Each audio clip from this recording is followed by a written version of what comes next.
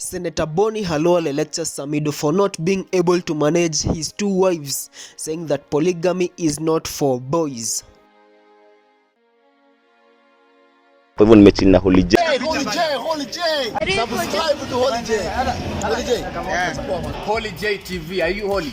Hello guys, and welcome back to Holy J TV. Of course, it's your boy Holy J, your number one infotainment news plug. Na manze, kama huja subscribe kwa hii channel, kindly consider doing that because great content is coming, and thank you so much manze, ila support mnaendelea kunionyesha as usual.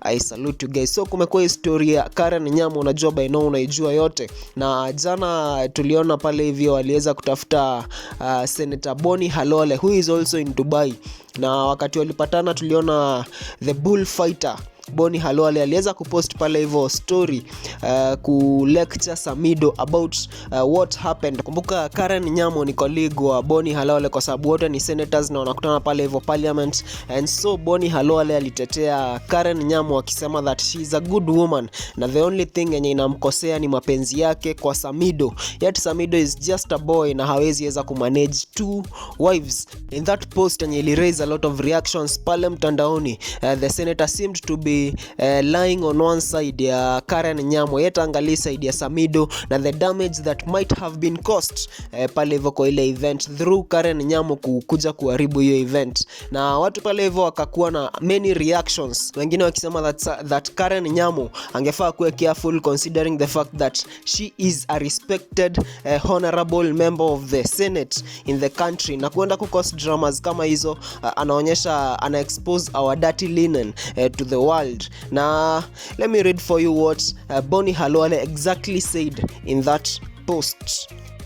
I'm appealing to Kenyans on social media, infronted as you are, to give Senator Karen Nyamu a break.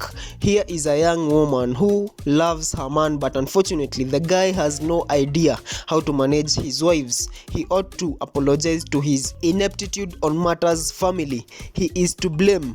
Polygamy is not for boys. And in that post, Senator Bonny Khalwale aliweza kuweka picha ya Karen Nyamu, Samidoh and their kid wakiwa swearing in ya Karen Nyamu pale hivyo Senate, showing that this is a family na no matter what Samidoh should also take care of Karen Nyamu and the family. Watu wangu, what do you think about this story? Comment hapo tupe maoni yako kuhusu hii story ya Samidoh, Karen Nyamu, vile Senator Bonny Khalwale ameingia.